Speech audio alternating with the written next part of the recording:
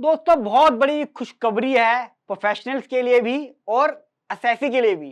अब जीएसटी का रजिस्ट्रेशन आपको जिस दिन आप अप्लाई करोगे ना उस दिन से काउंट कर लेना, 7वें दिन जीएसटी का सर्टिफिकेट इश्यू हो जाएगा। और सिर्फ इलेक्ट्रिसिटी बिल चाहिए, सिर्फ और सिर्फ एक डॉक्यूमेंट। बहुत इंपॉर्टेंट इंस्ट्रक्शन आई है 3/2025 17 अप्रैल 25 को।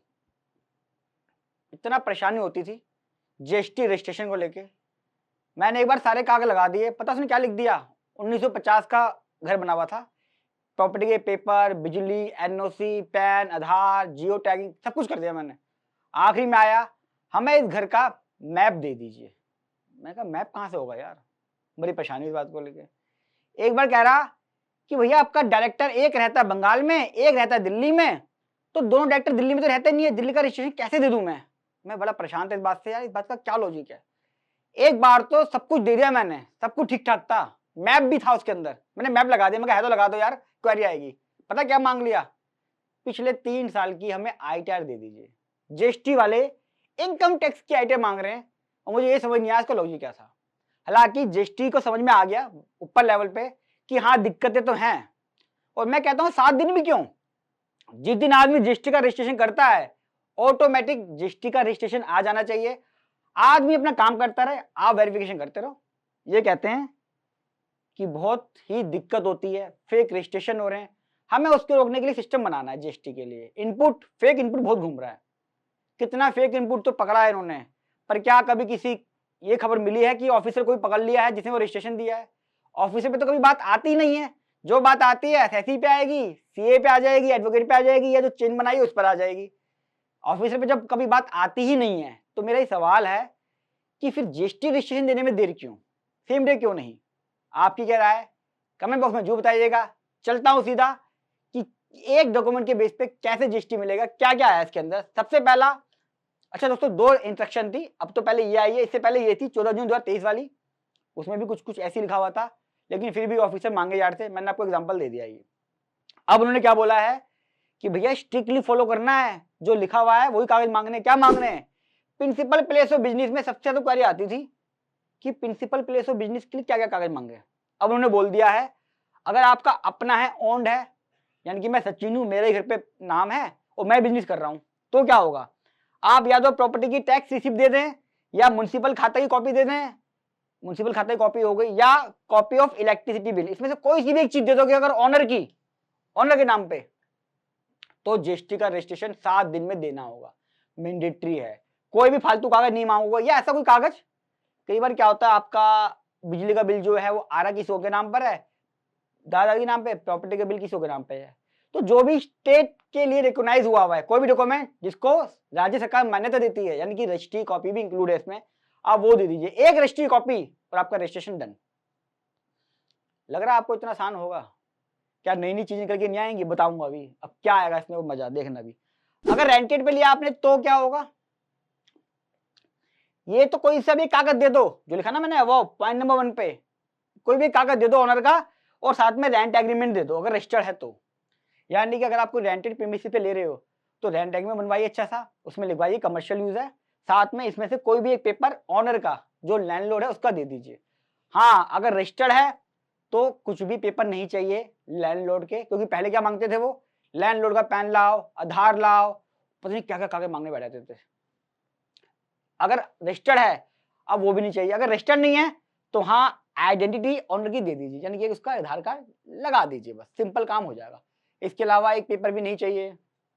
अदर केस ऐसे केस भी हो सकते हैं कि ना तो आपका अपना हो ना ही आप रेंट पे ले रहे हो सकता है कि आपका जो वो पेपर है प्रॉपर्टी पेपर है जहाँ पे आप चाहते हो वो आपके दोस्त के नाम पर है, क्या रिलेटिव के नाम पर है, या वाइफ के नाम पे पेपर है और आप काम करना चाह रहे हो सकता है आपकी वाइफ आपको अलाउ कर दे काम करने के लिए, क्या काम कर लो भैया मेरे नाम पे, तो क्या हुआ,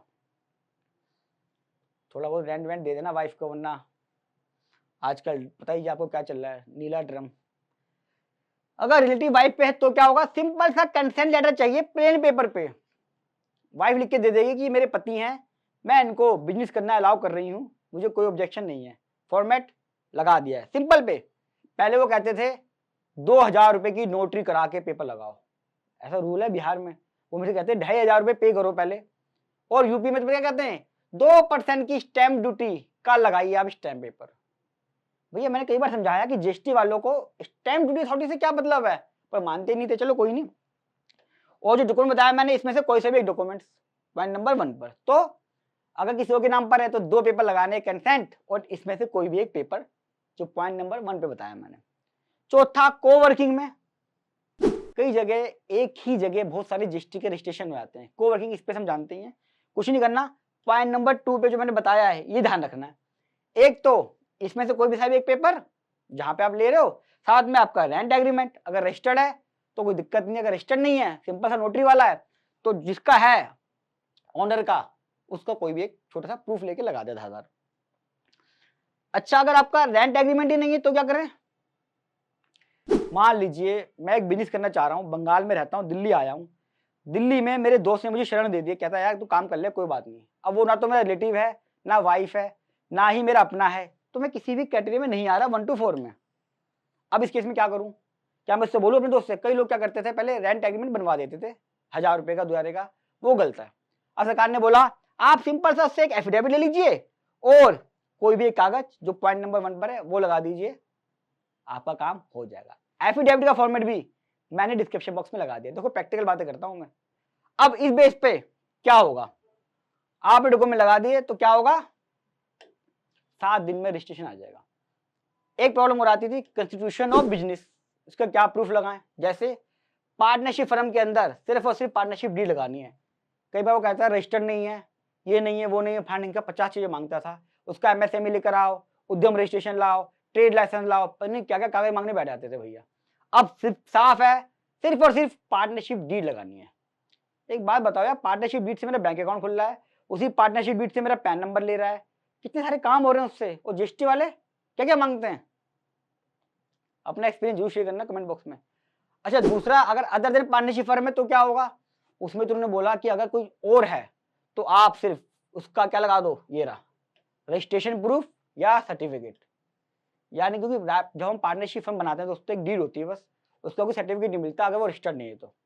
लेकिन इस केस के अंदर अगर मैं ट्रस्ट बनाऊं, क्लब, प्राइवेट लिमिटेड, बीओआई कुछ भी बनाऊं, एक सर्टिफिकेट आता है, सिर्फ और सिर्फ एक सर्टिफिकेट से आपका जीएसटी नंबर आ जाएगा कंस्टिट्यूशन ऑफ बिजनेस को लेके। कितना आसान काम कर दिया। लेकिन रुको रुको रुको,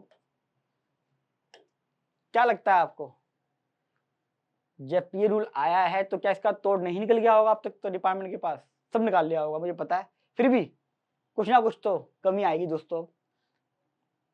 अब क्या प्रोसेस हो गया, जीएसटी सर्टिफिकेट मिलेगा कैसे आपको? 7 दिन के अंदर आपको मिल जाएगा, अगर आपको जो मैंने डॉक्यूमेंट बताया आपने दे दिए दोनों केस के अंदर।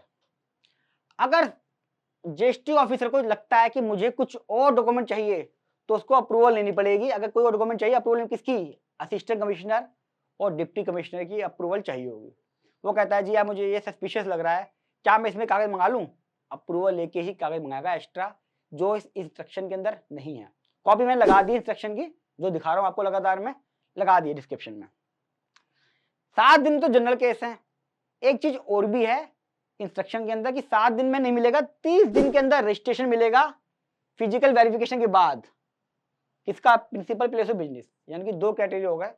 7 दिन तो जनरल केस है, कुछ केस इसके अंदर 30 दिन भी कर दिया। कौन से केस है वो? अगर आप आधार कार्ड से ऑथेंटिकेशन कराते हो और वो रिस्की फ्लैग हो जाता है।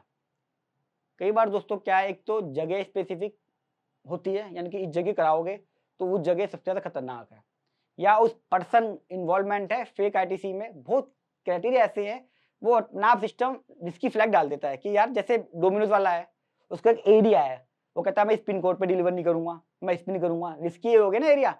ऐसे उनके सिस्टम में भी है कि जैसे ही आधार कार्ड से वेरिफिकेशन हुआ, उसने एड्रेस और पैन नंबर पकड़ लिया तो रिस्की फ्लैग कर देगा। तो क्या होगा, फिर 30 दिन में होगा after physical verification, risky flag है तो।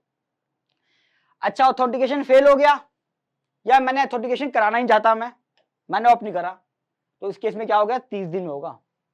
जो जेन्युइन आदमी होगा वो तो आधार कार्ड ऑथेंटिकेशन कराएगा 7 दिन में चाहेगा, लेकिन जो फ्रॉड करना चाह रहा है वो थोड़ा ध्यान रखेगा। अच्छा, फ्रॉड करने वाले क्या करते हैं, उनके जल्दी रजिस्ट्रेशन होते हैं। जेन्युइन आदमी के लेट होता है, फ्रॉड आदमी का बहुत जल्दी होता है। वो सारे कागज वगैरह देगा, डिपार्टमेंट जाएगा, 1 दिन के अंदर रजिस्ट्रेशन करा के ले आता है वो फ्रॉड वाला आदमी, देख लेना कभी भी। तीसरी कंडीशन, ऑफिसर को लगता है कि मुझे फिजिकल वेरिफिकेशन करना जरूरी है, लेकिन अप्रूवल लेनी पड़ेगी असिस्टेंट कमिश्नर की। ऑफिसर बैठा हुआ है, वो बात करता है अपने स्टाफ से, यार एक काम करें। कहता क्या? कहता मुझे लग रहा है कि जाना चाहिए वहां पे। उसकी स्टाफ ने कहा हाँ सर खाली है, चलते क्यों चलते? तू कहता अगले केस में यार मुझे इसमें लग रहा है जाना चाहिए। वो कहता हाँ चलते हैं। तीसरा रजिस्ट्रेशन आया, उन्होंने कहा यार मुझे इसमें ऐसा लग रहा है जाना चाहिए। तो ये समझ नहीं आया कि जाना चाहिए, इसके लिए कंडीशन होनी चाहिए। और कोई भी एक ऐसा पूरी इंस्ट्रक्शन के अंदर लिखा हुआ नहीं है कि अगर कुछ गलत हुआ तो हम ऑफिसर के अगेंस्ट ये एक्शन लेंगे या आप हमें मेल कर दीजिए, अगर कुछ गलती करता है तो हम पकड़ लें। कुछ भी नहीं है ऐसा। जनरल इंस्ट्रक्शन डालनी है, कैसे फॉलो होंगी, कौन ध्यान रखेगा, अगर कोई ध्यान नहीं रखेगा तो क्या करना है, कुछ भी लिखा हुआ नहीं दोस्तों, सिर्फ लीप अप होती है। अच्छा दोस्तों, 7 दिन के अंदर जो जीएसटी का रजिस्ट्रेशन मिलेगा, एक कंडीशन है उसके अंदर, अगर कुछ डिस्क्रिपेंसी निकली, उसको लगा कि यार ये कागज और चाहिए, उसको अप्रूवल मिल गई एसी से, तो आपको नोटिस भेजेगा कि यार ये डॉक्यूमेंट ना साफ नहीं है, ये हमें भेज दीजिए। या आपके पास एक जीएसटी नंबर पहले से था जो कैंसिल हो गया, आपने करा नहीं है, आप मुझे उसकी क्लैरिफिकेशन दे दीजिए। आपको वो 7 दिन के अंदर रिप्लाई देना है जब भी आपको नोटिस रिसीव होगा। जैसे आपने रिप्लाई सबमिट करा और वो सेटिस्फाइड निकला तो 7 दिन में आपको सर्टिफिकेट मिल जाएगा। और ऑफिसर अगर सेटिस्फाइड नहीं हुआ तो आपका ऑर्डर आ जाएगा रिजेक्टेड का। सेटिस्फाई करना बहुत जरूरी है ऑफिसर को। 30 दिन के केस में क्या है, फिजिकल जहां वेरिफिकेशन होनी है वहां भी उन्होंने एक बड़ी अच्छी कंडीशन डाल दी है। क्या डाल दी है कि एक स्पेसिफिक रिपोर्ट जाएगी कि जो एंटिटी है वो है या नहीं है, प्रॉपर बताना है। और ये भी बोल दिया कि जब ऑफिसर जाए और उसको ना मिले, वो कहता नहीं है, तो वो बताएगा कि उसने क्या अफोर्ड करे हैं ढूंढने में, इसकी रिपोर्ट लगाएगा। जैसे वो बोलेगा यार मैंने एसएससी को फोन भी करा, वो नहीं मिला, मैं उसको बता के गया था नहीं गया था। कई बार आपने देखा होगा वो कहता है कि मैं प्रेमिसिस पे गया, वहां ताला मिला, वहां मुझे कोई भी नहीं मिला, रिपोर्ट लग जाती है। बड़ी ही कैजुअल और वेग है, और हम सब जानते हैं ऐसा क्यों होता है। ये किस लिए किया जाता है? परेशान करने के लिए टैक्स पेयर को। जगह तो मिलती है, वो दोबारा आ सकता है, फोन करके आ सकता है। जिसके पता करना है और जेन्युइन तरीके से, बहुत सारे तरीके हैं, और जिसे रिजेक्ट करना है सिर्फ एक ही तरीका है, रिजेक्टेड। तो अब उसे बताना पड़ेगा। जीपीएस अनेबल साइट लेनी पड़ेगी वहां पे, और फोटोग्राफ भी लेनी पड़ेगी उस जगह की कि जगह है या नहीं है। भैया मैंने ले लिया, अभी मैं बिजनेस शुरू करूंगा, अभी मैं कर नहीं पाया हूँ, वहां पे मैंने बोर्ड लगा दिया है, जगह दिख गई है, 2-4 लोगों से बात करा, उसने कहा हाँ यार ये जगह होगी। अब वो कहता है मैंने आस पड़ोस में पूछा, यहाँ कोई बिजनेस नहीं हो रहा, प्रोप्राइटर भी नहीं मिला, तो ये जगह रद्द की जाती है, ये जगह ही नहीं है, डिलीट। जुडिशियल इशू अगर आता है, यानी कि मेरे पास जीएसटी नंबर तो आ गया, एआरएन आ गया, पर वो एड्रेस किसी और जगह लोकेट होता है, फिजिकल वेरिफिकेशन किसी और ऑफिसर ने करनी थी, इमीडिएटली सेम डे ट्रांसफर करना है दूसरी जगह को फिजिकल वेरिफिकेशन के लिए, ताकि देर ना हो। जो टैक्स पेयर एक्चुअल में जीएसटी पे करना चाहता है वही परेशान होता है। मैंने बताया पहले भी, जो दोनों में काम करने चाहते हैं उनको सेम डे रजिस्ट्रेशन लेने में 1% भी दिक्कत नहीं आती है, और उनके जीएसटी रजिस्ट्रेशन भी बहुत जल्दी कैंसिल हो जाते हैं दोस्तों, ये बता दूं मैं। तो ये प्रोसीजर है। इंस्ट्रक्शन नंबर 3 2025 17 अप्रैल 2025 को जाइए। पूरी नोटिफिकेशन फॉर्मेट डिस्क्रिप्शन में अटैच कर दिए हैं। बहुत ही मजा आने वाला है अब जीएसटी रजिस्ट्रेशन में। वीडियो कैसी लगी कमेंट बॉक्स में जरूर बताइएगा, अपना एक्सपीरियंस जरूर शेयर कीजिएगा। जो बातें मैंने आज बताई हैं, और फर्स्ट टाइम आ रहे हैं चैनल को सब्सक्राइब कर लें, वीडियो अच्छी लगी तो लाइक कर दें, और जितना हो सके फेसबुक व्हाट्सअप सब जगह शेयर करें। अगर लोगों को पता नहीं होगा तो आज भी तरह तरह की चीजें हमसे मांगी जाएंगी। जीएसटी रजिस्ट्रेशन के लिए हम कभी डिपार्टमेंट जाएंगे, कभी फिजिकल वेरिफिकेशन, कभी सीए। यही समझ नहीं आएगा कि मैं बिजनेस करने जा रहा हूँ, ईज ऑफ डूइंग बिजनेस का जो कंसेप्ट है इंडिया में वो कहाँ गया। कितनी दिक्कतें आती है हम सब जानते हैं, पर आशा करता हूँ कि अब जीएसटी डिपार्टमेंट इन इंस्ट्रक्शन को, जो इंस्ट्रक्शन आई है उनको फॉलो करेगा, और जीएसटी रजिस्ट्रेशन को 7 दिन में दे देगा। बाद में करता रहे जो वेरिफिकेशन करनी है, क्या दिक्कत है, उसके पास पावर तो हमेशा ही है ना। मिलूंगा अगली वीडियो में, तब तक के लिए नमस्कार।